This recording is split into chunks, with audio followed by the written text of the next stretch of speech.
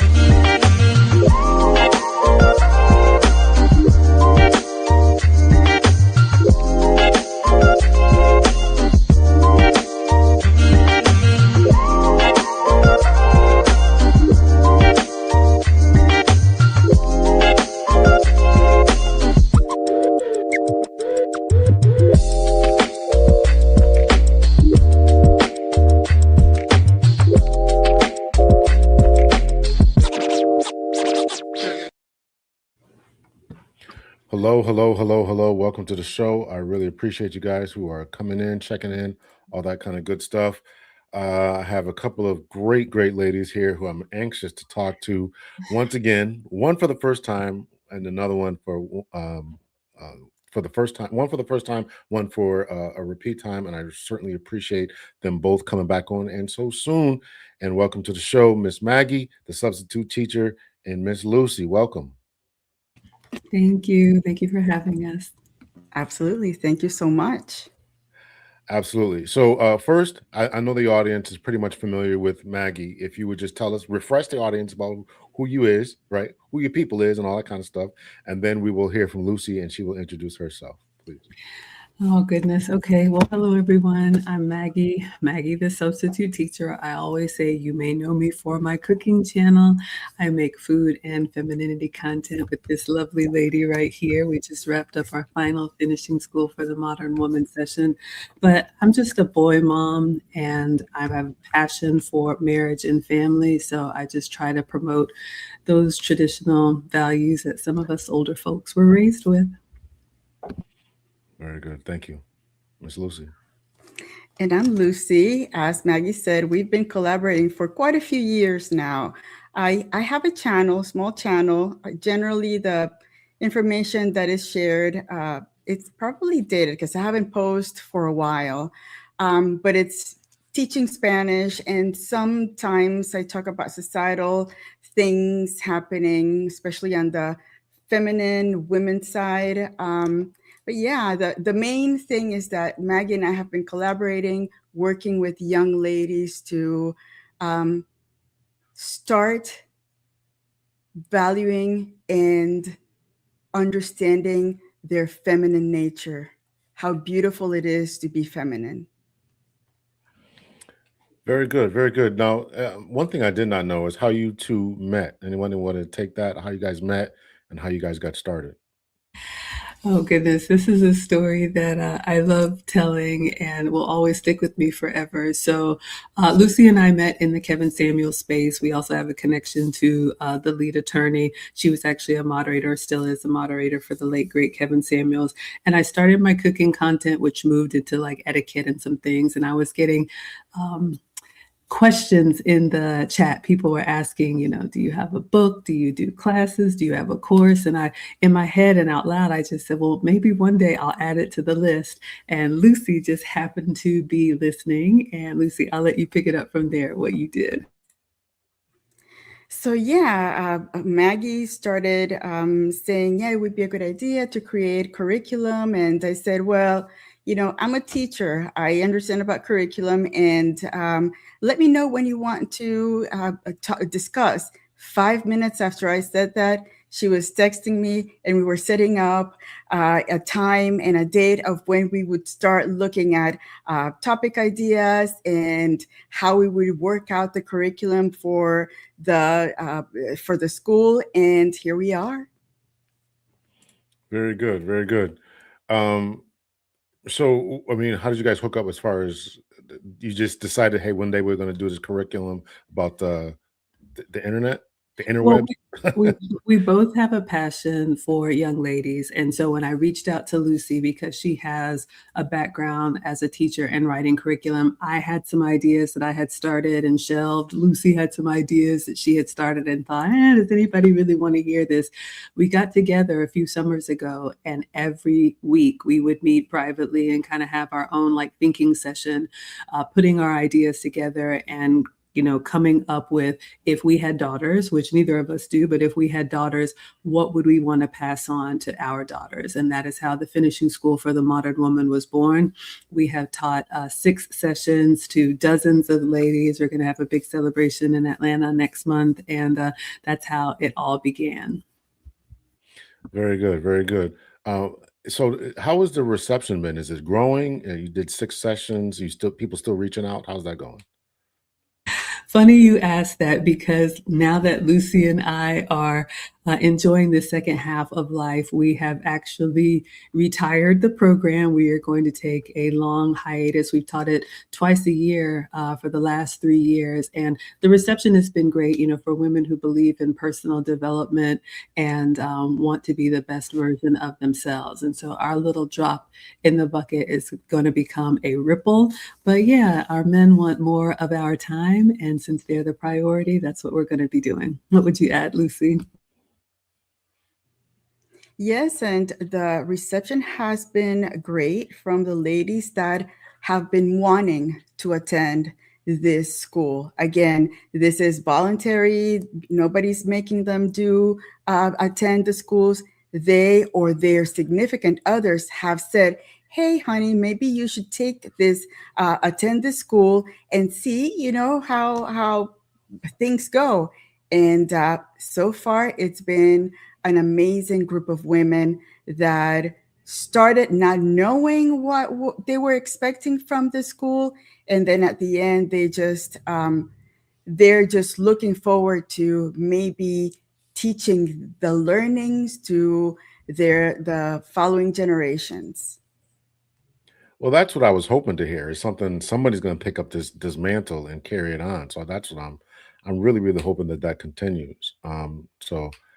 Yeah, I'd certainly love to hear from some people who are going through the program, and what their thoughts are and how they continue it, because we can't let good things like this fade away. So um, I want to say thank you so much for this, AJC, for the $10 for the entrance fee. Appreciate that. He's coming on the show in a couple of weeks. And everyone else, there's a bunch of people in here, make sure you hit the like button. A lot of people have said hello. Please make sure that you hit the like button. That is the most important on all of our channels. I see a lot of people who are connected through Maggie's platform. I need to connect through my platform as well. And those who are on my platform, make sure you go over to Maggie's and Lucy's platforms and hit the like button, hit the subscribe button on all of our platforms to make them go and grow. What has been the major theme? I'll ask this first of Lucy, and then Maggie, you can jump in. What has been the major theme that you have seen with ladies who have come through your program? What are some of the greatest things that they have struggled with? I think understanding their femininity, understanding that they don't need to behave as men. And it's because we've been working with men and working in these corporations that require us to be a little more assertive. The women have said, yeah, I don't need to be that assertive to be able to state my point. I don't need to be combative in the corporate board table. I can be feminine and my voice is going to be heard. Yeah, I would absolutely agree. And like Lucy said, one red thread that I hear consistently from our students is they've always had this sense that they wanted more of that femininity, or they felt a little bit different, but pop culture or whatever is happening in society, you can just get kind of caught up in this is the way that women behave, and they don't feel like it is a good reflection of them, but they either didn't have an outlet, didn't know how to ask, didn't really know what that thing was. Some of them have said, I saw you and Lucy, and that's what I want. I couldn't describe it, but that's what I want. So we bring them under our wing and we teach them honestly, just, some things that were basic home training when we were coming up, but just how to conduct yourself as a lady. And it's just watching them flourish and grow has been so fulfilling. Appreciate that. How is the racial mixture and the age mixture? How's that? How's that? That's a good question. I haven't done the actual math, but it has been mostly African American, but we have had Caucasian. We actually have a student now from Spain. So we have a Spanish student. We've had Caribbean. As far as the age demographic, I would say more like 30s. It kind of started off in the 30s. And we also have, you didn't ask about relationship status, but I have been so proud of our wives that have signed up for the class. At least half of the women have been married and they just want to show up better for their husbands. So I think we have a lot of diversity. Would you add anything, Lucy? I agree. And for the married women, they immediately let us know that it makes a difference. After the first session, the husbands start noticing the change right after, because again, like Maggie said, we already have that in us. It's just having the opportunity to feel safe that we can share that femininity, and you're not going to be either ashamed for it or be told, yeah, this is the modern way. You don't behave like that. We behave just like equal to men. So again, this is, it's beautiful to hear the married women, how the husbands appreciate the change. Okay, so that's great information there. Did they join? And then we'll start with you again, Lucy, then Maggie. Did they join because they recognized that there was a problem because of the modernity? Because you said talk about shame. Did they feel embarrassed to show femininity? What was the impetus for them to join this program?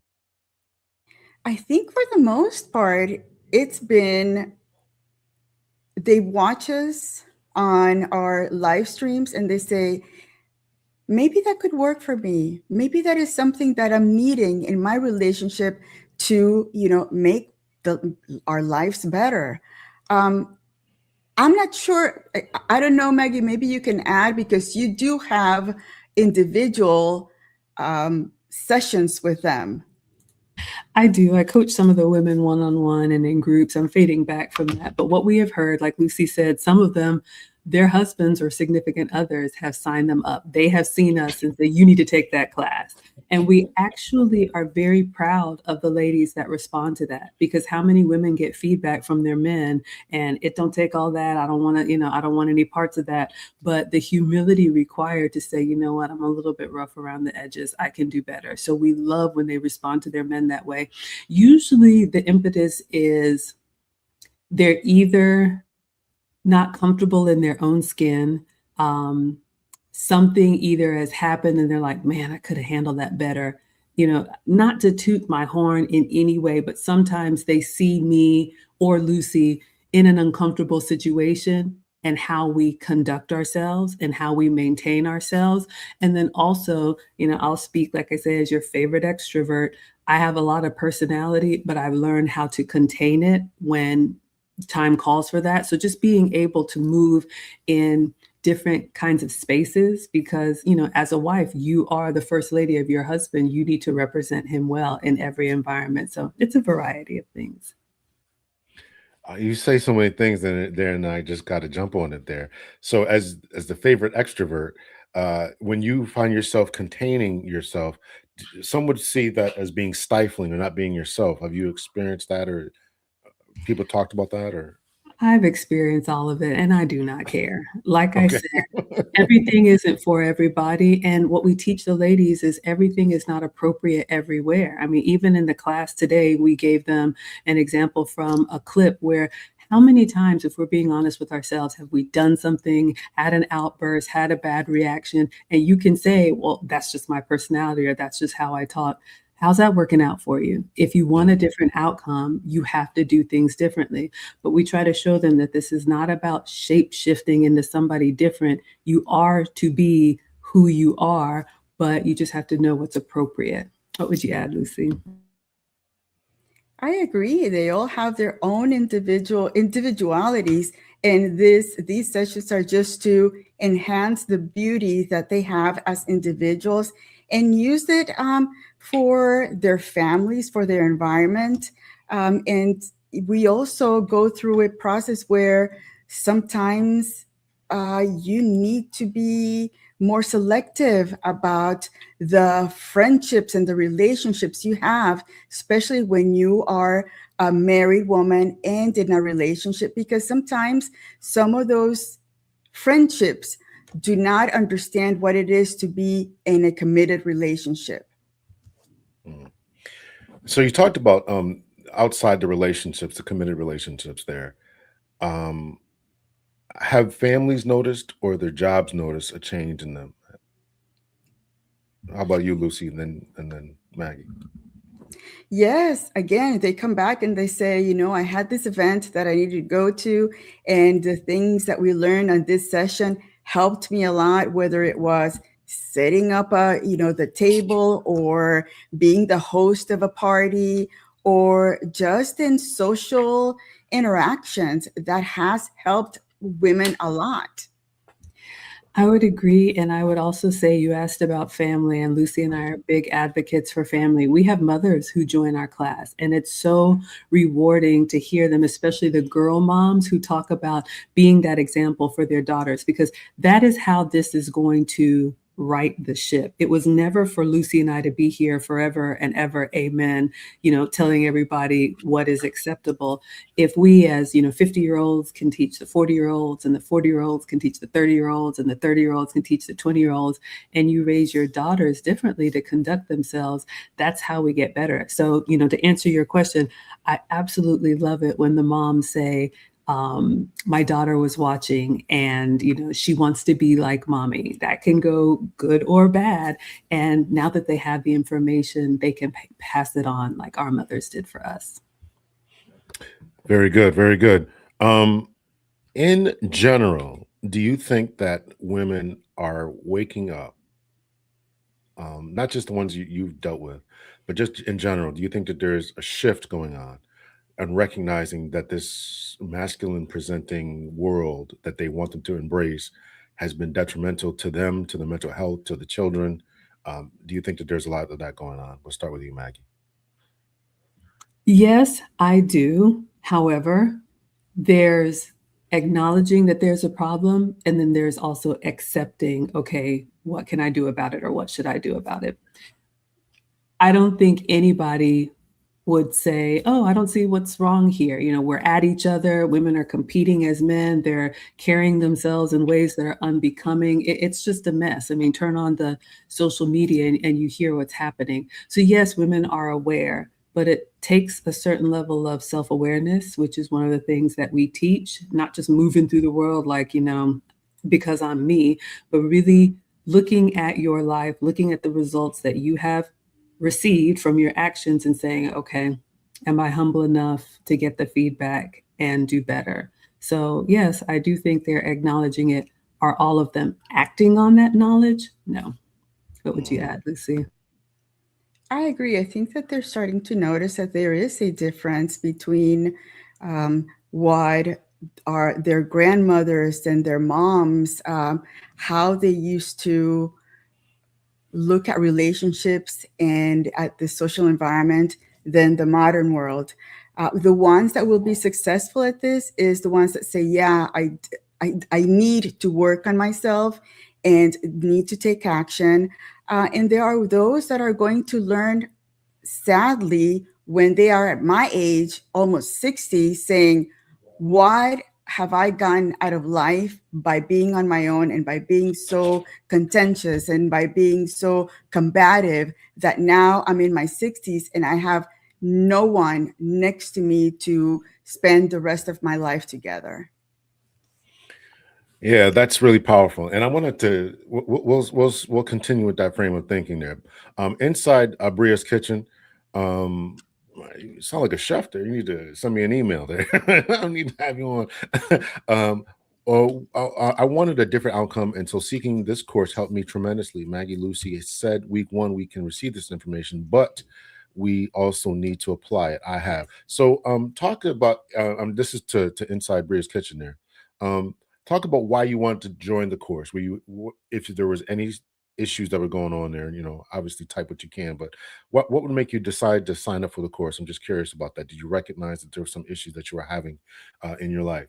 Now, continuing with this idea about waking up later on in life, and why I want to have you two ladies on is because there's a lot of craziness that's going on.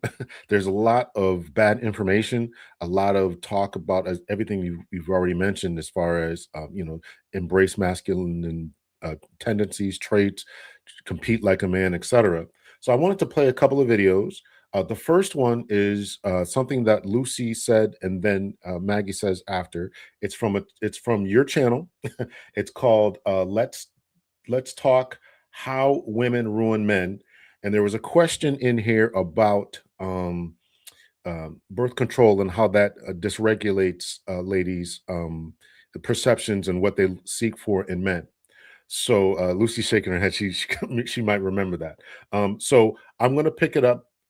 In this particular segment, Maggie has already spoken. It's now Lucy's turn, and then Maggie's going to speak again. It's like about 3 minutes, so we're just going to kind of play it. I want you guys to listen to it.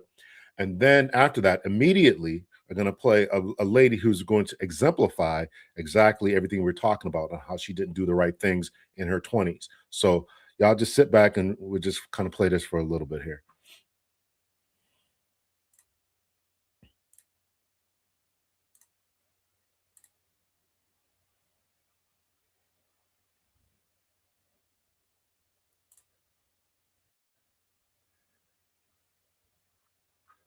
Take this off the screen. What would you say, Lucy? I have heard that those changes in hormones do attract women to feminine men when they're under the pill, and then when they're on their cycle, then they go back to being attracted to more masculine men. So there is a connection with, we're putting chemicals in our bodies that really we don't really know the long-term repercussions of that. So again, that's a different story. But going back to women wanting emotional men, I have seen instances where the women have those emotional men and they end up divorcing them because they didn't offer what they wanted from a masculine man. Notice the success on these rom-com books and audiobooks. What they show is all of these men that are out of control. Usually, I think Jordan Peterson said it was a pirate, a surgeon, a vampire, and a werewolf to be examples of the man that we're attracted to. And it goes back to having that strength and knowing that that man is going to be able to protect us in situations where we're going to need that protection, which it goes back to the women, young women, saying that they would prefer a bear over a man. I mean, it makes, again, that goes back to how brainwashed these young women are about thinking that the bear would not be a bear and would say, oh, no, I'm just going to sit here and watch you because you're a lady. Are you kidding me? When if you were encountered by the bear, we would be running to the next man over there cutting a tree to ask for help. So give me a break. That's where I get a little frustrated when I hear those things, because it just doesn't make any sense. And some of these women are so brainwashed that you cannot talk sense into them. So at that point, it's like, you just let them be and, live the life they think that they want to live, to then when they're 40 and 50, go back and say, yeah, I should have done things a little differently, because here I am now in my 50s. I don't want to go to work every day. I don't even have any retirement money. I don't have anybody in, once I'm in my deathbed that's going to be looking over me. So again, it's one of those things that it's frustrating to a point that us married women, we don't even want to talk about it, because again, we got our husbands, we got our little society life together. And then, why spend your energy trying to have young women understand that life is going to hit them hard once they realize that all those lies that they were sold from feminism, they were lies for a reason. It's so true, ladies. And but it's true. The weather is starting to get colder. Winter is coming, or some of you all may say winter is here. And it doesn't bring me any joy to say this, but I'm going on record. Young ladies, save yourselves. I am telling you, I have been thinking about this a lot. You all are all going to get our age. I'll be 50 next month. There is nothing worse than looking back on your life with regret over things that you could have made different choices. So what can you do? Let the men be men. That's a huge thing that you can do. Just let go. Stop getting in the way. Stop interfering. I've seen some comments. We got Anthony on TikTok. I saw just another mark here as far as even recess in the boys' school. Let boys play. Let them build. Let them wrestle. Let them run around yelling at the moon. Just let them be. They have to do that. That is what's going to build that fearless man that you're going to want. Because I'm telling you, if you don't appreciate human nature, then you don't appreciate nature at all. And if you think a bear is going to be better for you, talk about snacks, you're going to be the snack. And when I think about this, you know, especially older women that are trying to poison young ladies who, like Lucy said, we want to be accepted. We want to be part of the group. So it's natural for us to just follow along and do what everyone else is doing. But young ladies, you are adults. And I want to challenge you to think critically, slow down and start watching the women around you. Watch the entertainment that you consume. Like he said in the video, do you watch shows that make fun of men? Do you laugh at their hobbies? Do you belittle them? Do you tell them the things that they want to do for fun or to get out of their system or guys trips or whatever they want to do? There's something wrong with that. You will end up as one of these women, unfortunately, that nobody wants to hear that all the time. And I will put money on this. I'm not a betting person, but I believe every woman in her 20s had somebody take her seriously. Whether or not you took that person seriously, only your results will show. Lucy and I were both married early, but if somebody is giving you an opportunity and you laugh in his face, before you know it, 40 will be here. And I promise you, you're going to be looking left and right like, what do I do? Where do I go? The economy is hard. The government is shut down. It's cold outside. And I don't want that for any of you all, especially if you can prevent it. All right, let's go back in. Yes, let's go back in. All right. So one more clip. One more clip. Why is it doing that one? Yeah. All right. And just to kind of prove what what the ladies were talking about there. I'm gonna remove this here. Stop screen share.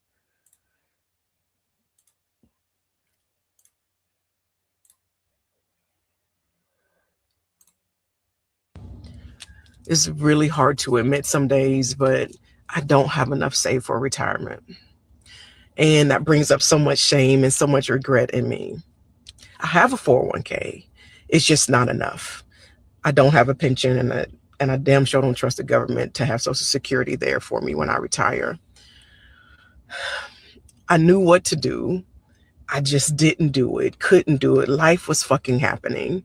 And so I didn't save like I should have. But every day I give myself grace. Every day I choose to say, I can figure this out. It's not too late. I can do something after work to have a different reality. And that's what I choose to do today. So this lady's stream is called Corporate to Content. I almost didn't say this out loud. This is her corporate to content, right? I'm 54, no pension. And when I really looked at my retirement numbers, it scared me. From the outside, everything can look fine. You can go to work, you can handle your responsibilities, you can pay bills, you can show up for everyone else. But quietly, a lot of women in their 40s and 50s are asking themselves the same question. Is this going to be enough? Maybe you saved less than you hoped. Maybe life happened. Maybe survival was priority for a long time. There can be a lot of shame around money in retirement, but shame doesn't build a future. Honesty does. So this is me being honest. I'm learning, I'm building, I'm creating my new streams of income after work, not perfectly, not overnight, just one step at a time. If this resonates with you, just know this, you are not the only one starting from here. And it goes on. And you know, this is pretty interesting here, you know, the people who are a big up and her and all that kind of stuff. So I'd like to get your thoughts about that. Everything you said first, Lucy, and then talk about, you know, everything you said in your stream, and then link it to this particular young lady that we played there. Wow. So anything you have on social media will stay in social media. So yes, there have been studies that the pill and those chemicals will upset your natural course. They're going to do a job on your brain, on your body. Your body will react so much differently when you have those chemicals in you. You're going to take a look at men a different way, whether you are under the contraceptives or you're not. You're going to be making different choices. And then when you're using those chemicals, you're probably going to say, yeah, I'm okay by myself. I am okay being the boss woman going into, you know, a corporation, making money and doing all this stuff for myself. But then you're not thinking that when you're 50 and 60, your body as a woman is going to slow down. You're not going to have that boss-minded impetus to go and conquer the world, because as women, that's how our bodies work. We slow down the older we get. So if you are not in an age where you have a loving person that wants to be with you and wants to marry you, you can reach that age with a little more either financial support, emotional support. And those are things that, unfortunately, that's not told to the young women while they're conquering the world. Mm. And what do you think about the second lady that I played on there? It was kind of played out in real life there, huh? Exactly. And it's heartbreaking, because I bet you that if she went back in time, she would have said, I had 2 or 3 potential men that she could have had also men that asked her to marry her. And she said no to them because she wanted to do her life on her own, and then put that emphasis on a relationship later. And this is the status she's in now. If she had a significant other, you would put your 401ks together and you would have a more stable financial life for the third age of, you know, of living. What are your thoughts there, Maggie?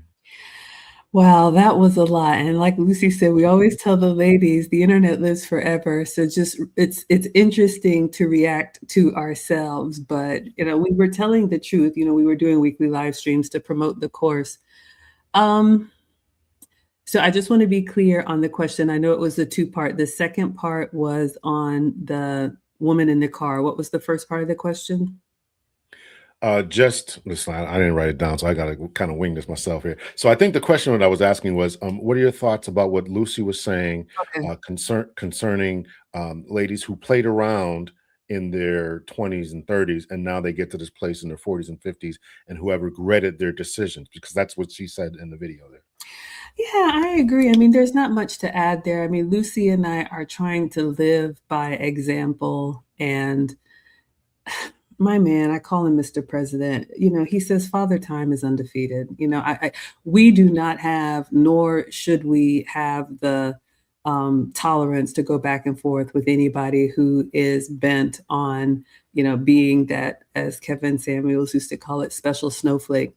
As we say in the South, keep on living. Like, I don't know what to tell you. When I turn on social media, what do we hear? We hear about these single events where women are outnumbering men 100 to 1, right? Women go on dates now and they're crying and complaining because the men have had it, being used for their resources now. They're wanting to go 50-50, or, you know, other things are happening. Women are complaining that they have flat tires on the side of the road. Nobody stops to help them. You see me carrying something, nobody. So the world is changing. Men are responding to what we've been giving them. So if it hasn't happened to you yet in your world, keep it up. It's going to happen. So following that with the woman that was in the car, that is, you know, I get no pleasure of saying, but that is going to be the future, unfortunately, for a lot of Gen X women who were kind of hard-headed. And her own words, if you heard her, she said, I knew what to do. I just didn't do it.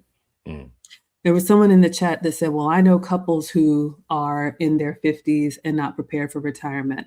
Of course, as we say, not all, not all, not all. But 2 points I want to make to that. A lot of times women forget the value that a man brings just by being a man.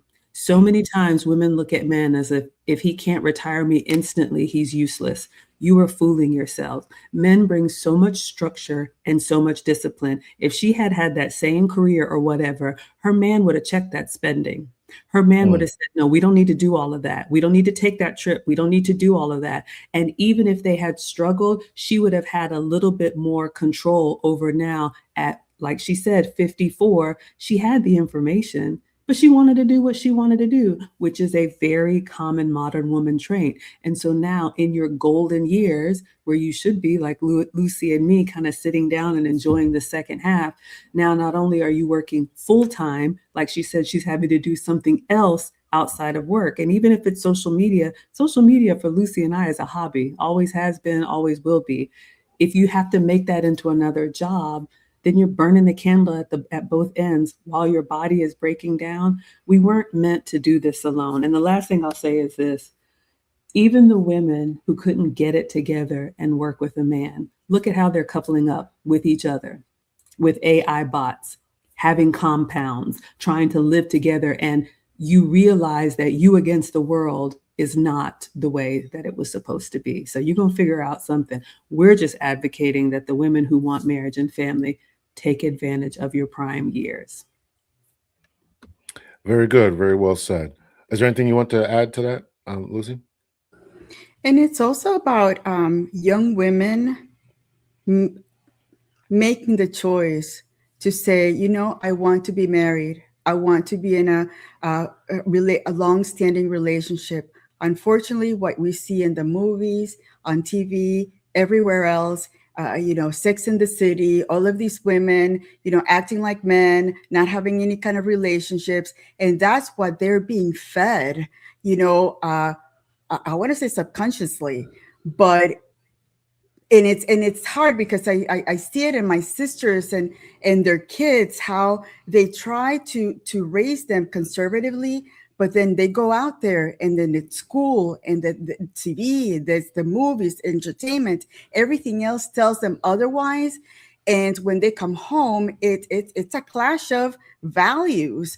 So it's really hard, especially for us, because we came from, you know, from Central America, from South America, and we girls, we grew up with that conservative mind, and we all got married when we were very young, and you know, and we understand the value of having a relationship. We have mom and dad at home. My mom was a stay-at-home mom. Even with all these trials and tribulations that we went through, moving from country to country, still my mom was the person that was at home waiting for us, and my dad was working and my mom was keeping us all together. You don't see that anymore. It's so easy to get divorced here. You know, just because you're the man snores a different way at night, you want to get a divorce. So again, you know, you can have no reason to get a divorce and you get it, unfortunately. Some people would advocate for the end of no-fault divorce. I saw you kind of shaking your head there, Maggie. What were your thoughts about divorce? Yeah, my man opened my eyes to that. And, you know, as someone who has been through divorce, unfortunately, you know, I had to learn the second type around. It was very humbling for me because I don't think it is something that should be celebrated and have a party and, you know, graduating and all that foolishness. But I never thought about this. Now being a boy mom, I am very aware of, you can have a young man that has worked and bled and sacrificed and taken a woman with good intentions, and she can literally wake up one day and say, you know what, I'm not happy anymore. And for no reason at all, you haven't done anything to her. She can leave and take half of your fortune that you're not going to be able to replace that. Yeah, it's terrifying for me. I was talking to Mr. President about it, and he actually said, and I do agree with this, if you decide to divorce and it's just one of those, it didn't work out, whatever that means, I think you leave with what you came with. I think that's how it should be. Women, we don't have the leverage. First of all, we never have when it comes to marriage, because men are the ones who propose. They have an offer of marriage for you. They are the ones that are saying, this is the life that I've created. Would you be a part of my life? So unless you're the one buying the ring, if you want that outcome, you give that man what he wants. If I want to get on that plane, I'm taking my shoes off and going through the security thing. I'm not arguing with the TSA agent that they should change the rules just because I'm me. So not only did we never have the leverage, if you want marriage, if you want to do your own thing, none of this applies anyway. But now, especially because modern women have tainted it, and he told me until the good ones start speaking up, everybody can get it. So we have to call wrong wrong. When we see a woman gallivanting about saying that it's all about self-love and you destroyed your family, we need to be able to say, no, that's not right, and not celebrate some woman who allows herself to, have an illegitimate child and then just get child support to provide for a lifestyle that you didn't earn. We have to start saying that's wrong. And until then, it's going to be bad for a while. I always say it's going to get worse before it gets better. Very good. That was very good. So inside Brianna's kitchen says, I joined because in my 20s, I was that modern woman who thought being feminine and chasing my masters and never letting a man help. I wasn't the kindest. The music reality shows really influenced me. And that goes into what Lucy was talking about, these modern influences when you come from a conservative family. I am thankfully married because I found Kevin Samuels in my late 20s. Okay, wow. Then I found Maggie through her cooking show, and began to enjoy her femininity content and quickly wanted to better myself. Wow. Okay, that's an awesome story there. We have some super chats here. I think you got a couple on your end if you want to read those. I think, Maggie, you got a couple on your end. Let's see if I can tell how they are. Condemn me as one of my day ones. He says 100 women to 1 man. Is that what's happening in those dating events? It's way more than what the Bible teaches. Yeah, I mean, here's the thing. I don't keep up on these details, but I did hear about some type of church event. At that, it was a church event where they were trying to put people together, and the women, I think there was like 1,000, 2 rooms of 500. So I think it was like 1,000 women. And this, unfortunately, is not an isolated event. Women are complaining now that they feel invisible. The attention that they used to get, now you're just one of several. So that's why we implore young women, go ahead, partner up with a man that you can work with and get out of this dating market. You're not supposed to be here forever and ever. And then Mrs. Croti Shetty with the $50 super sticker. So generous. Thank you so much. We're very, very grateful. King Jeru 78, I believe that's became a member of my channel. I believe. I can't tell, but and $5 from AJC, my new femininity standard. If she doesn't call me Mr. President, she's not the one. Well, as long as you and Lucy's man aren't in the same, I'm sorry, Maggie's man aren't in the same room, there probably won't be a problem, right? Can we ask Lucy, do you have a special name for your hubby there? Can we ask, or is that off limits? No, my husband, Mr. Jeff, or Mr. Lucy. I don't know. Okay. All right. Okay. Let's see here. Somebody asked a question about charm school. And you had an answer to that. Yeah, I did. Glorious, I believe, had asked if she could enroll in the finishing school if she wasn't interested in dating or relationships. And I did say we were retiring the course. So a couple of things. We have the course. We've taught it 6 times. All of the teachings are online in our library. So if anybody is interested, we will absolutely make it available on demand. We like teaching the class live because we get to interact with the ladies. But like I said, Lucy and I are taking a step back and enjoying our golden years. But yes, I agree. Whether it's our class or a charm school or any other type of, I struggle because it really just used to be home training. And we do have wives. Bria is one of our wives in our class, wives and mothers, but we have women in relationships that just want to be the best version of themselves, or they're single. And like I tell the ladies, it could be a date, it could be an interview, it could be meeting the in-laws, it could be a holiday party, a company gathering. Having those soft skills is going to benefit you, whatever your goal is. So it's really about personal development. But yeah, you could absolutely work on those skills, even if relationship is not your goal. You and I talked about this, I think, a little bit on the show, but I want to give you another chance to kind of go through that, and I'd like to hear Lucy's point about this as well, Maggie. What is you talk about femininity, and are the ladies that you've dealt with, talked to, etc., seeing a lack of masculinity, and how is that linking up? Interesting question. I haven't heard that per se. I think we know it when we see it, but we also know our natural biology. A feminine woman is attracted to a masculine man. A masculine man requires a feminine woman. So I don't really understand why we would talk about the exception. If that doesn't have anything to do with what we're working towards, I can identify that, but that's not ultimately what I want. Usually when women come to us, they see a masculinity in themselves that they want to soften, because they may want the outcome of a masculine man, and they've been thinking that that's the way that you show up, is by going 12 rounds with them, and it's failed miserably. Maybe they've gotten feedback, maybe they've gotten correction from their husband, maybe they have been passed over for promotions at work. It could be anything. Maybe they had a first meeting that they bombed because they couldn't stop talking and read the room. But we don't focus on that. There's so many things going on. I think our job is to help the ladies be the best version of themselves, and then the outcomes will follow you once you show up differently. I don't know. What would you add, Lucy? Yeah, I don't think we have heard anything about the ladies that we've had as part of our school mention anything about lack of masculinity in the men that they meet.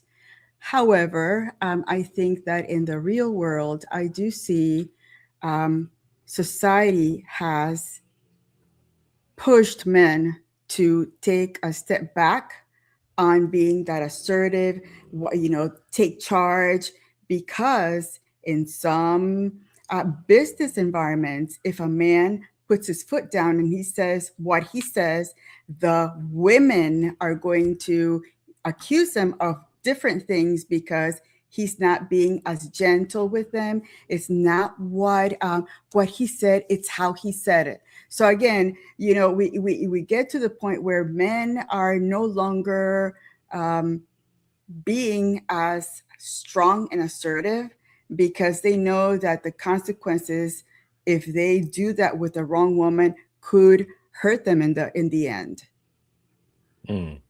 You mentioned, Maggie, some bombing interviews. Has their masculinity bled over? I did ask you this question before about how it's showing up in jobs, but it's bled over till they gotten passed over for promotions and things along those lines? Yes, I think, first of all, who you are, where you go is always, what do they say? Where you go, everywhere you go, there you are, right? So you're not going to be able to turn this thing on and off. And especially, we talked to the ladies today, if you work in a masculine space, it could be corporate America, maybe you're a boy mom like me, you have to be aware that those environments are going to have an effect on you. And the problem is, a lot of times women don't realize it. And I tell them, if you do nothing, before you know it, you're louder than you want to be, you're harsher than you want to be, you're harder than you want to be. And one of two things happen. Sometimes you get feedback, or you get a reaction from somebody, or you get passed over, or you get told that, you're not qualified or you're not ready. And then unfortunately for some women, if they didn't take the gentle reminder, they get overlooked completely. And this is where you hear women saying, well, where are they at? Well, I don't see these kind of men. And, where that type of talk, like, because I don't see it, it must not exist. No, it exists, but those men see something in you that disqualifies you. So men are very strategic about who they spend their time with. They're not just going to waste time on somebody that's going to require a lot of work. They'll just bypass you and find somebody who can get in on the program. So then you're looking around like, where is everybody, not knowing that the problem was you. all along. Mm. Very good, very good. I appreciate the chat. Make sure you guys hit the like button. There's a lot of people in here, so if you want to draw my attention to a particular comment, my chat works as well. My super chats work as well.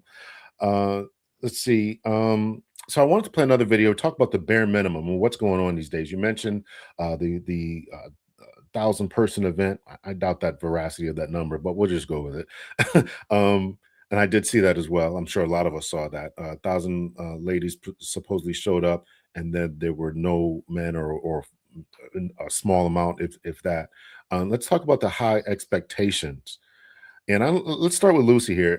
From the time that you got married and to the time now, what you're hearing and seeing, what are your thoughts about this ridiculous well, let me not taint the question here. What are your thoughts about the expectations that ladies are having concerning what they're desiring?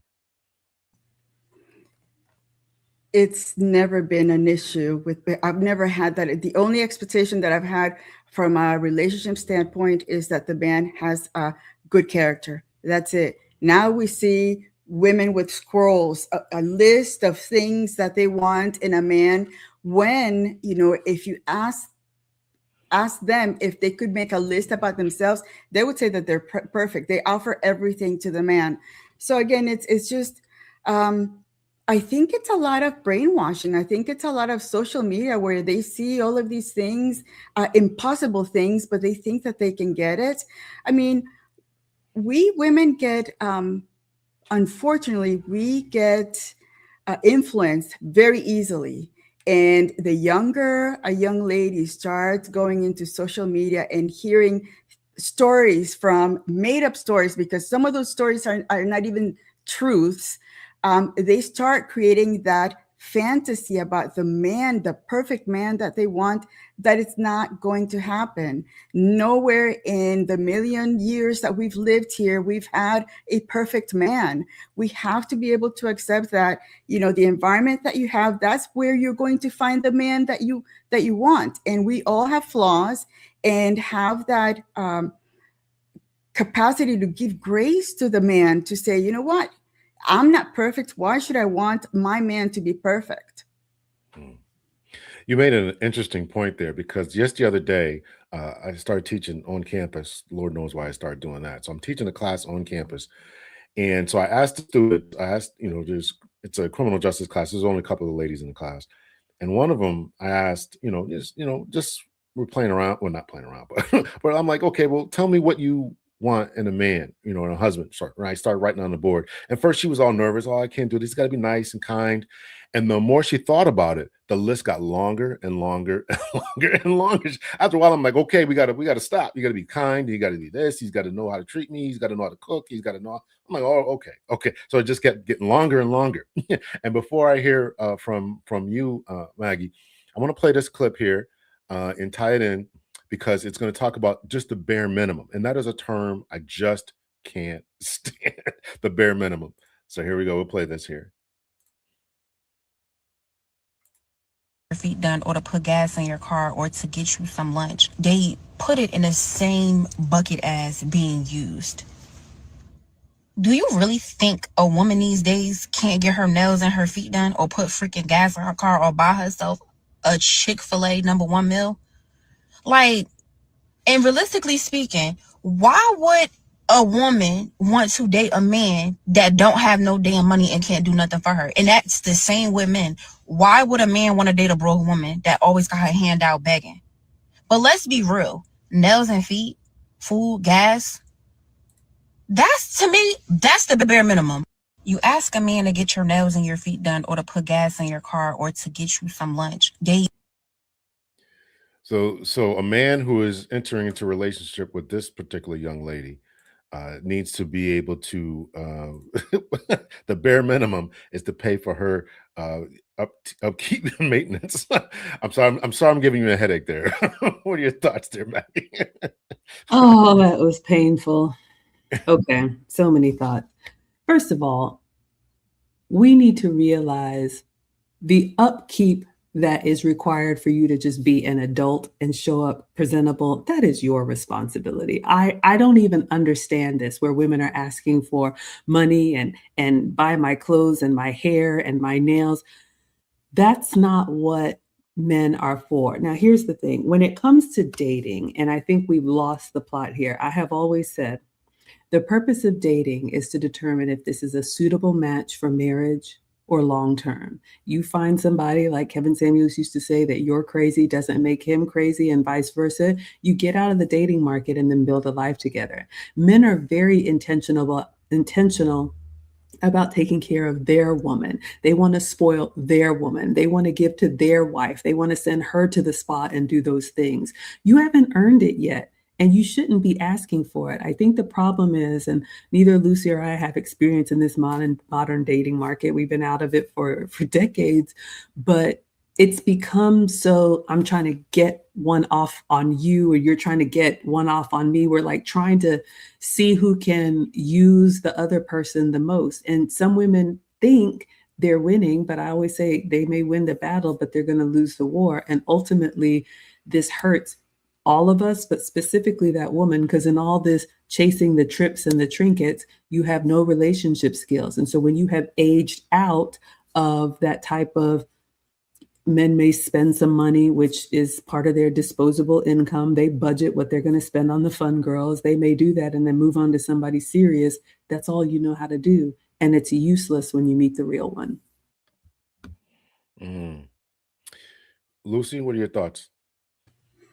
And that goes back to treating relationship as transactional. It's all about the material stuff. What about the emotional? What about the care? What about the character in both on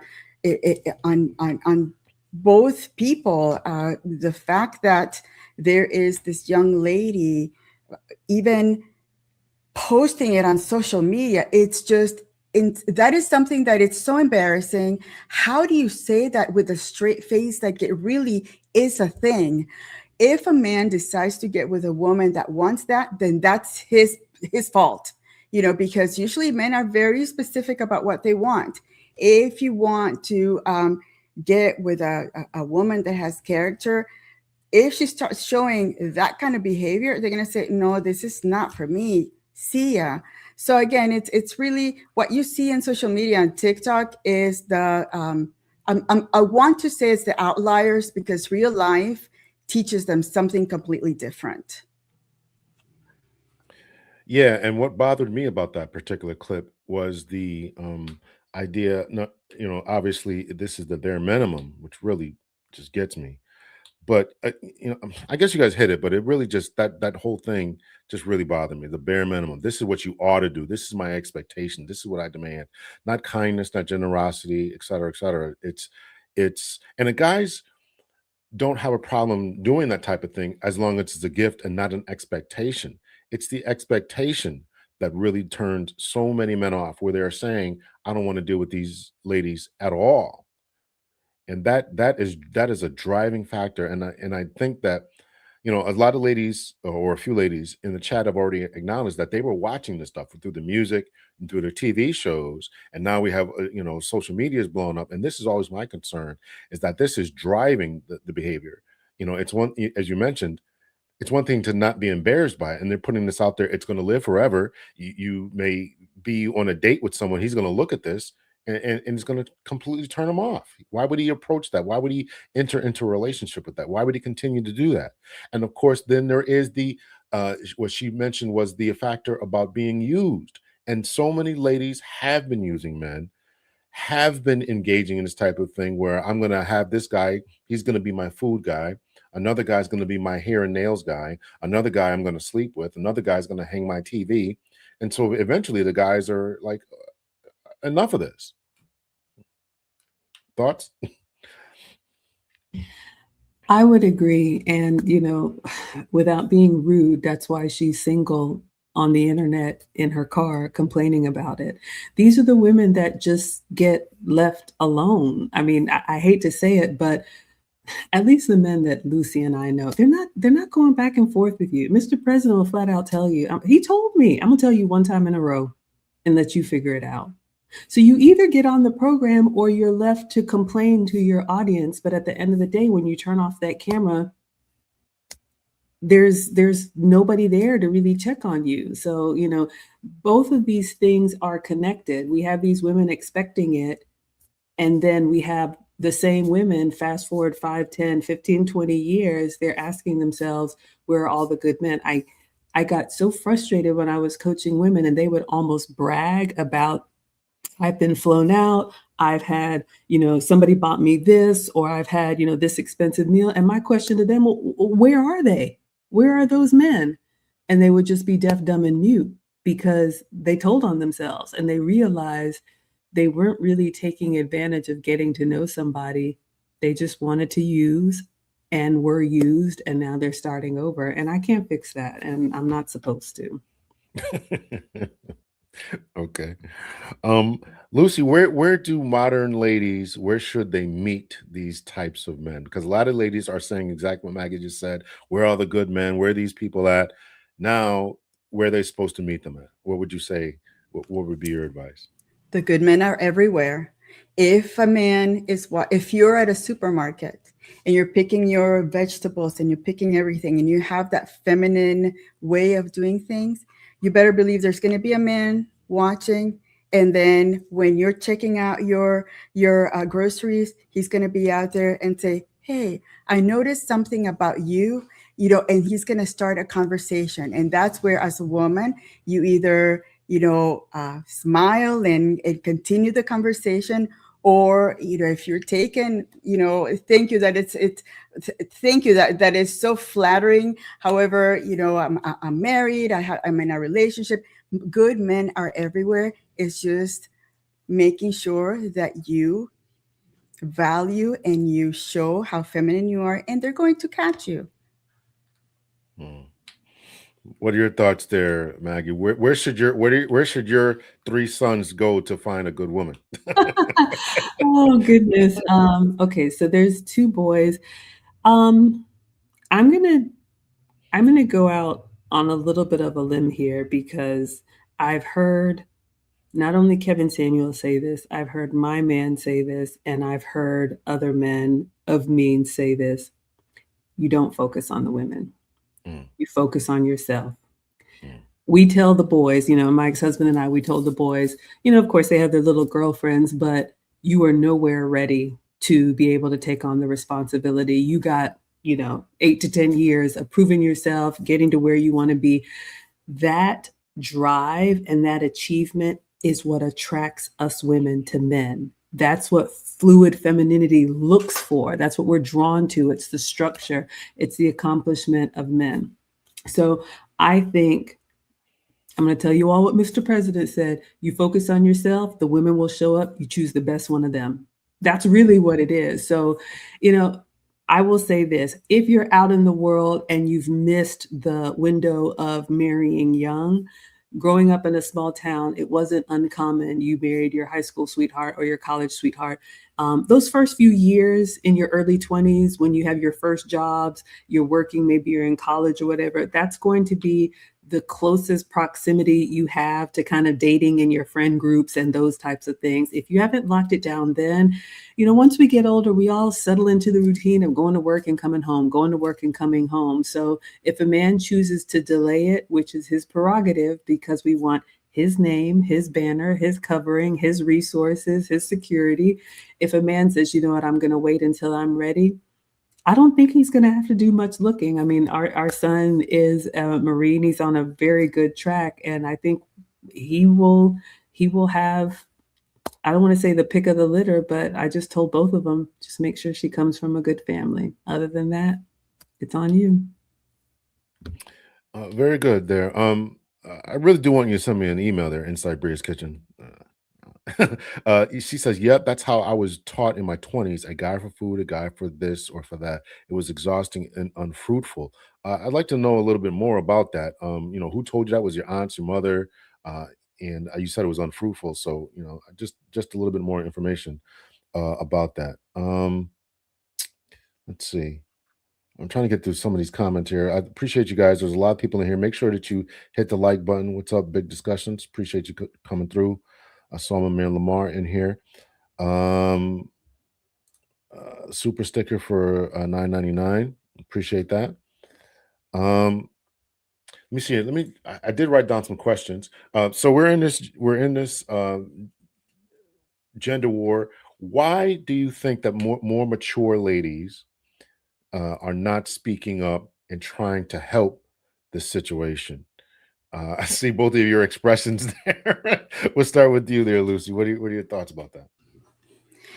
Because it's, mob rules. If you say something that goes against what's in the modern world, you are going to be attacked. You're going to be called all the names, and you're going to be, if you have important things, a channel, they're going to want to cancel you. They're going to, it has gotten to a point that I have seen some instances where the women's businesses or where they work, they get calls to cancel to fire the woman. So again, this is a very delicate environment that we live in, and unfortunately for the younger generations, the older women that understand it, that see it, we're just going to keep it to ourselves because we don't want that kind of repercussions when we know already our lives are set, and we don't want that disruption for just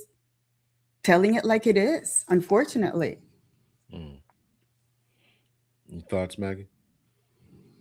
Yeah, I agree. I think Miles in the chat said older women are competing with young women. I think it depends on the older woman. You asked why older women aren't, reaching back to help. And I see three things here. One, like Lucy said, if a woman has gotten to this point in life and she has built a life with her husband, raised her children, or whatever that life looked like for her, and she's now at a place where she can enjoy her golden years, she is not entitled to, nor should she stop what she's doing to go help someone who can't get out of their own way. It is a labor of love, but make no mistake, it is a labor. And every time Lucy and I teach a class or host an event or do something, we're taking away time from our men who want time with us. So I don't think that a woman is obligated. I think, yes, we do owe the community to be that example, but to take time and reach back and help, you help who you can. And then I think it's more important to live by example. That's one. The second one is, if women get to this age and they haven't accomplished relationship success, they don't really have the skills to teach somebody who's asking them questions because they haven't done it. A lot of the women that I pour into, they decided to get married young or have relationships young. They didn't have mothers or sisters or aunties. Everybody in their community was telling them, go get that degree, go do, other things, don't listen to that man. And they're just trying to figure it out. Those are the ones that I move heaven and earth for. A lot of older women, unfortunately, aren't equipped. They didn't use their years to gain wisdom and experience. They were just doing whatever they were doing. So they're quiet because they literally don't have the tools to help you.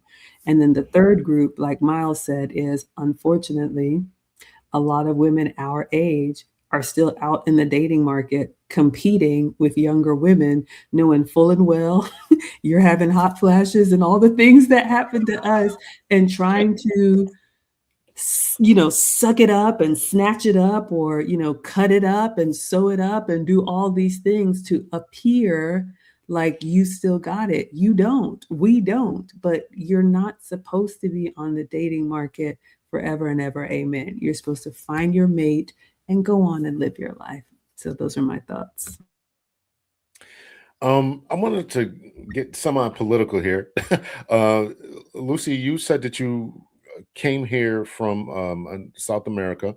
If you could tell us about your experiences, and in particular, tell us about how you have maintained, keeping the culture separate. I know that you said that, I believe that either your daughter or there were family members who would go to school, come back, and then, had to have to deal with that kind of dichotomy. Talk about what your family is doing, or how many people are here. Talk about how your family is doing this and trying to keep this separate from this Western way of thinking. Talk about that a little bit, to whatever degree you feel comfortable.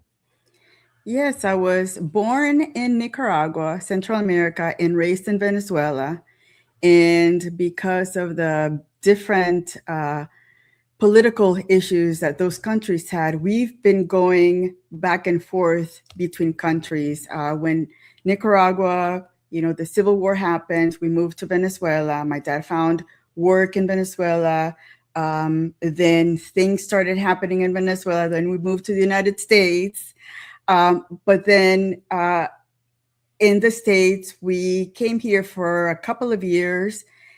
Then things in Venezuela got better. Then we moved back to Venezuela. So I think the fact that we've been going back and forth, we have not been exposed to this constant indoctrination in the United States. Now, my sisters who have children, the girls, unfortunately, they have been taught conservative values, but once they were in school, they came back with different values. So they've been fighting it back and forth. Okay, well, this is not what our family does. Look at how we get together on the weekends with your grandma, your grandparents, your mom, your aunts and your uncles together. But they don't see that in their environment, in schools, with the friends they have. A lot of their friends are divorced. They have their single family homes. It's only the mom leading the family. So what we have is the minority than what my nieces see when they're out there getting involved with their friends and going out there and having, different thoughts from other environment.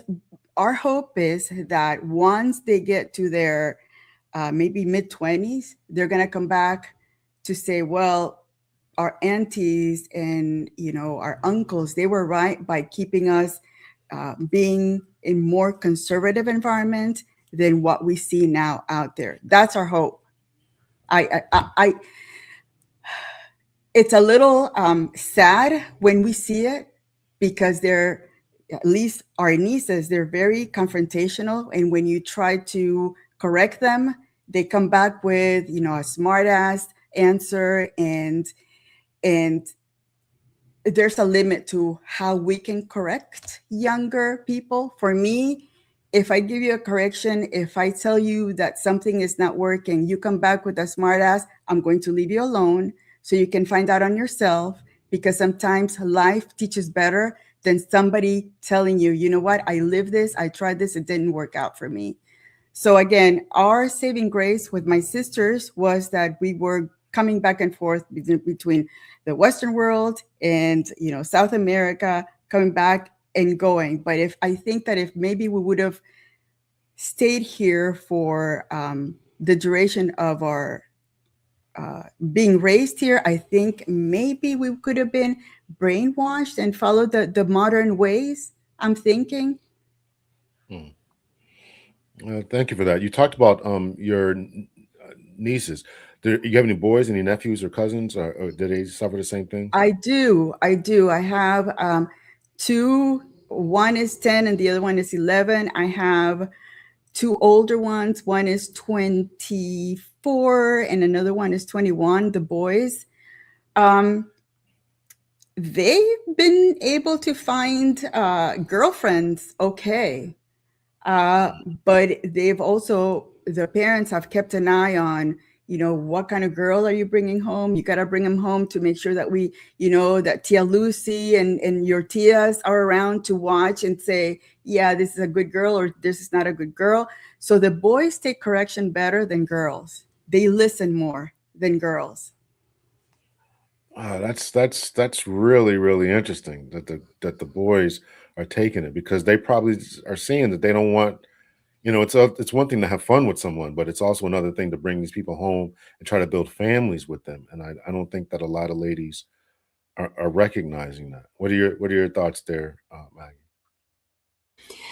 I agree. I think what Lucy said at the end, and then I guess I'll go back.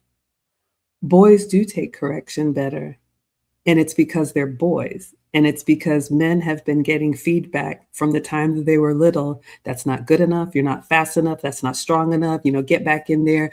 And so they are accustomed to it and conditioned for it and built for it. This is why I'm always railing against this equality. We are not equal.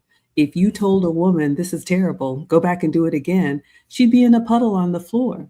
So, the reason why men listen is because they've had to listen. That's how they survive. That's how they learn and grow. So if the question was about upbringing, I mean, Lucy and I are both immigrants. I was actually born in Ghana in West Africa. My parents came to America when I was 1. So they came here for education, and I grew up in a small college town, watched my family work and sacrifice and have that delayed gratification. And so that was the example. So for me, it was just normal. I didn't know that it was a benefit. I know now so many people are just figuring it out on their own because they're not being raised. They're just kind of being thrown to the wolves to figure it out. But I was corrected left and right. I remember my mom, Maggie, in the kitchen. If you're not going to cook for your husband, who's going to cook for your children? Who's going to cook for them? And I was 11 hearing this. So the way that I was raised to, yes, do well in school and be active, but also the expectation was there is that you're also going to be a wife one day, and you need to prepare for that now.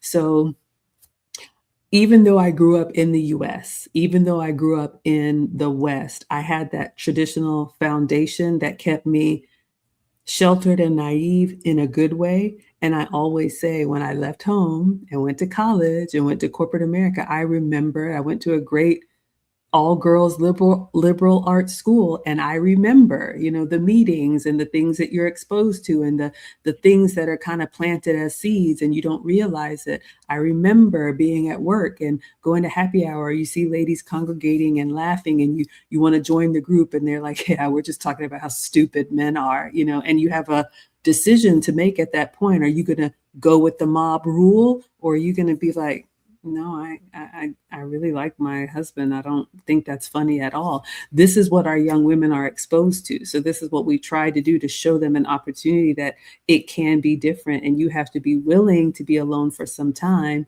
But those people that had the upper hand then, believe me, they're going to come back around and ask, how did you get what you get? You just have to wait it out. Very good. Thank you for that. To that question I asked inside Bria's kitchen, it was unfruitful because I passed up great men. I'm absolutely blessed to have an amazing husband now. However, I wasted most of my 20s leading men on. I wasn't ruthless, just ignorantly living. Well, thanks for that. We're gonna wrap up soon here, so make sure you guys all hit the like button here. I sent these ladies some questions. I don't think I asked a single one here, but we had a great conversation. I wanted to ask you about your thoughts about dating in the future. I know that you two have done your job, and you're going to do what's necessary as far as making sure your relationships stand strong. I do hope that you pass on your knowledge to someone else who can really pick up the mantle. But what would you say to young couples, young ladies today, besides taking your course or taking someone else's course, about setting boundaries, non-negotiables, expectations? How would you tell them to navigate this modern dating market? We'll start with you, Maggie. Wow. Okay. Well, thank you for the compliment. And yes, we're very excited. We actually have a couple of students who have volunteered to teach some of the lessons. So we're paying it forward, and they're going to be helping us host our final event. If you're asking what advice I would give to young couples, it was kind of 2 parts for me. What advice I would give to young couples. If you're already in a relationship, if this is the type of relationship that you see has legs to go the long haul, it is you two against the world. Your husband, your family, your unit is all that matters. Everybody's going to have an opinion, but they don't have to live your life. Now, what I tell students is, especially when taking advice from others, what I do is I ask myself, would I trade places with them? So be careful if you have let's just say a mother who had men coming in and out, and she's trying to tell you what to do in your marriage and she's never had one, consider the source. You can be respectful and listen, but be wary about taking advice from women who you would not want their life. Be very careful about that. I tell our students, because I don't feel like I have a place to talk to men, but I tell the ladies, you know, if you have a man that you admire and respect, he sets the path, he sets the leadership, you are a support system to him. It may seem contrary to, you think you're all big and bad when you're 20. I know, we were all there. When you get our age, you're going to be so grateful that someone's going to be willing to take that load and do the long days and, you know, retire you early or let you work less strenuously. As far as the dating aspect, if you're not in a relationship yet, what I tell young women especially, you should only date men that you see are husband material. Bria said it right here. She's one of our great students. And, you know, she luckily woke up before it was too late. Beautiful young lady, you know, military wife and a growing family. But you only have a small window to get this right. So when you waste time doing whatever with whoever, that ship is going to sail, and then you're going to wake up and you're not going to always have an opportunity for a great life with the man that you admire and respect. So if he is somebody that you think you can work with, stop the foolishness, get serious. You're not too young. You don't have time to waste. All these things that people are telling you. Find out what that man needs from his woman, from his wife, and be that consistently. Mr. President tells me a farmer is looking for a farmer's wife. A trucker is looking for a trucker's wife.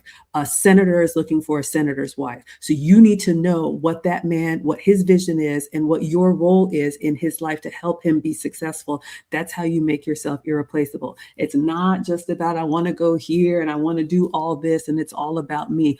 All of that will come, but he has to know that you're there for the right reasons, and then you're off to the races. So that's what I tell women, but a lot of times they get distracted with the shiny new toys and all of this, and they think, ooh, I got this purse. Ooh, I got these shoes. Well, hopefully that keeps you warm at night, because when a man is ready, he's ready right now. So. Thank you. Very well said. Lucy. Very well said, Maggie. I don't know if I can follow with anything else than what you said.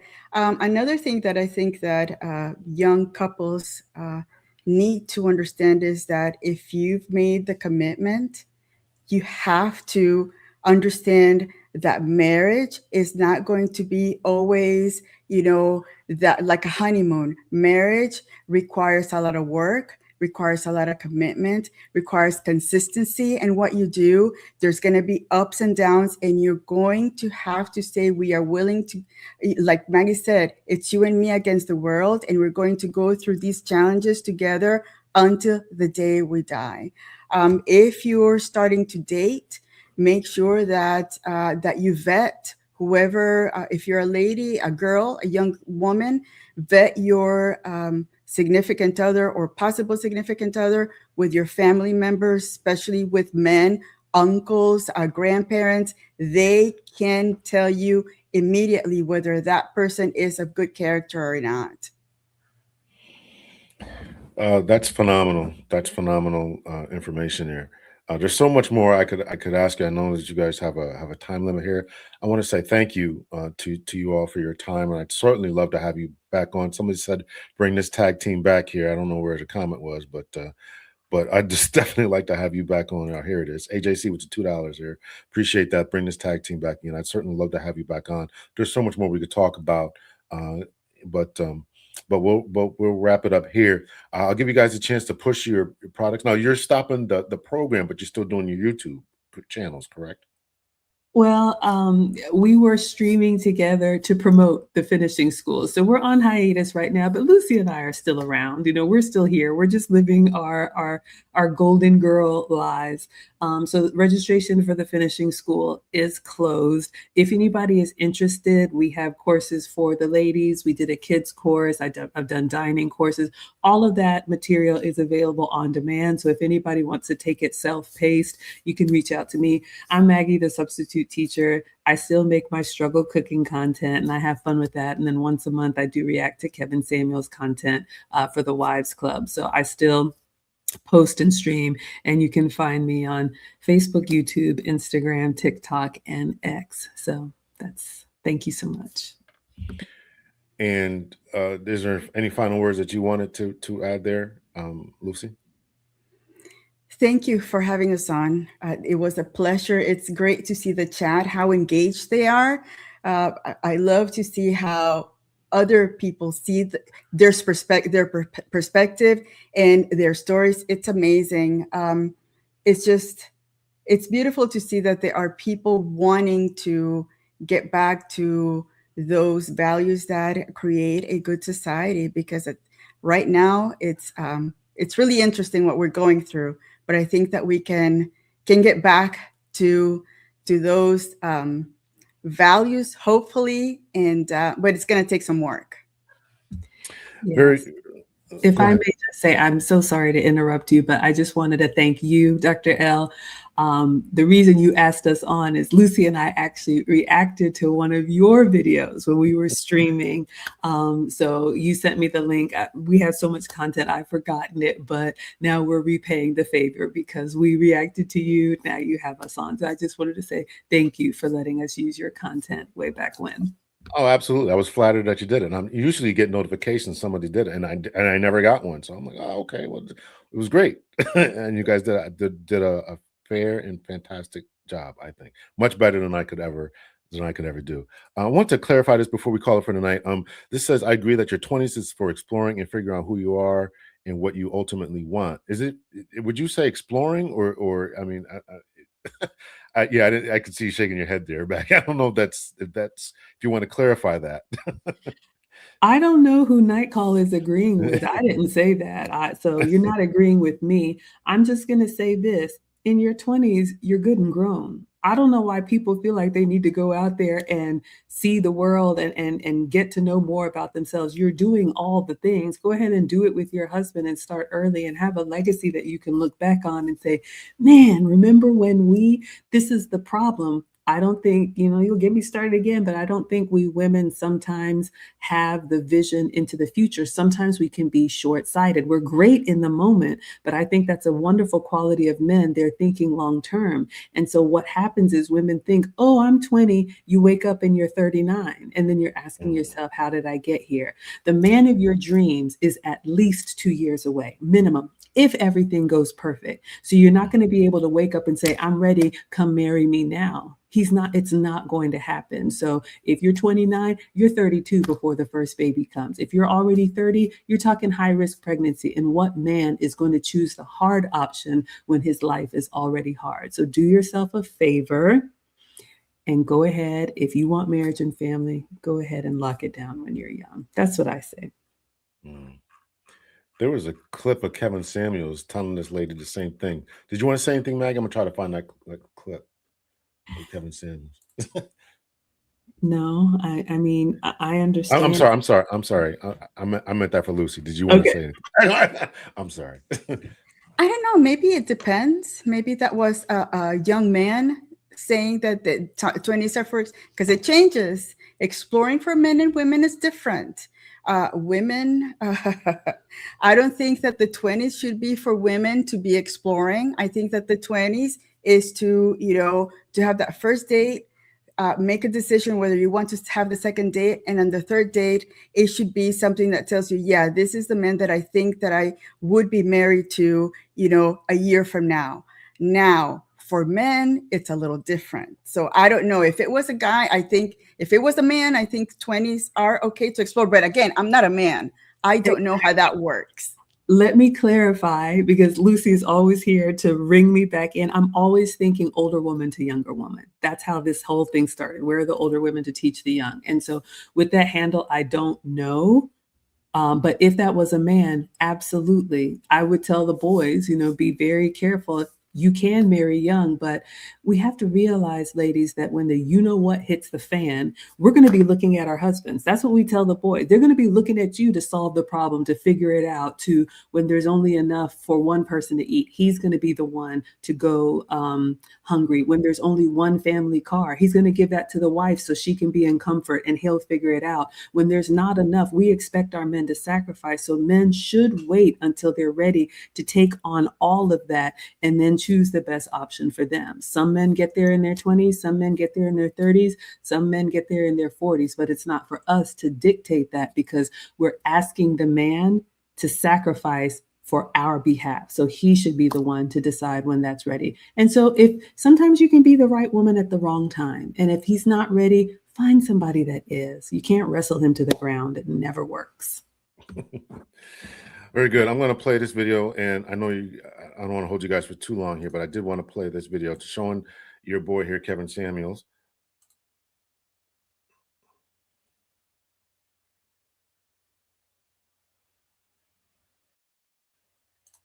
About your mental state, you are a liability. And okay, in terms of, Man, you had a baby. You had a baby by a man that you didn't know, and you're a medical professional. Yeah. That's enough right there. The man asked you to terminate because he did not want to be a father. He did not come to you to say, hey, I'm looking to have another kid. You guys were having casual sex. And when he said, I don't want this, you said, I'm going to have the baby. Why? Well, I was 36. And as you know, promises I can keep. Why single women choose pregnancy and motherhood over marriage, because this was her last chance to have a baby and was more about her than a kid. My critics and detractors may not like my methods, but it stands the test of time. You made a selfish choice. I don't care about your education or your resources. I care. All right, I know you guys got to go, but I got to play this last one. This one is about is there anything you want to say? I mean, you can certainly jump in if you like, but I did want to play one more. Anything you ladies want to say? No? Okay. Let me see here. Stop screen. And this is just about communication. Y'all learn how to communicate and who was wrong in this as we leave off here. Share screen.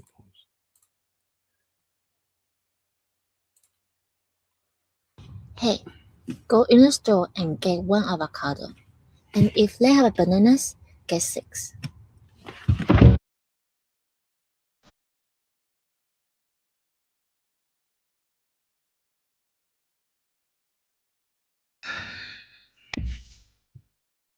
Six avocados? They had bananas. Hey. All right. Y'all learn how to communicate. I love it. Anything you want? Yeah. No, I mean, that was great humor. I mean, men are, straight line thinkers. We know that, there's a whole other topic, communicating. I'll just say, man, I miss Kevin Samuels. And, she told on herself when he asked her why you had this child with a stranger. She said, because I was 36. Well, now you get to figure that out all the way to the end, because you didn't want to work with a man and be part of an intact family. So now that's your cross to bear. Did you want to add anything, Lucy? God, we lost such a good, wise man too soon, because even though they were going at him from left and right, if he was still alive at this point, it would be something completely different. And with the avocado, and look, if they have 6 bananas, he brings six avocados. She should have said, bring 6 bananas, instead of just leaving it, dangling there. So again, it's a difference to communicate with men. Be very, very short and to the point, and tell them exactly what you want. Otherwise, this is what happens. You get 6 avocados instead of 6 bananas. Very good. All right, ladies, thank you so much for joining the show. Make sure you go over wherever platform you guys are watching this on. Go over to each other's channels, watch the and at least hit the like button. So if you're watching from Maggie's, make sure you come over to mine and watch and hit the like button. If you're watching on mine, go over to Maggie's as well, and as well as Lucy's. Hit the like button and all that. Thank you guys so much for the super chats and for the giftings. I really, really appreciate it. I know that the ladies appreciate it as well. So thank you guys so much. And I kept these ladies about 3 minutes over their time. Thank you guys so much for joining. Appreciate you guys. We'll talk to you again. See you guys. Much love and peace. Take care. Bye.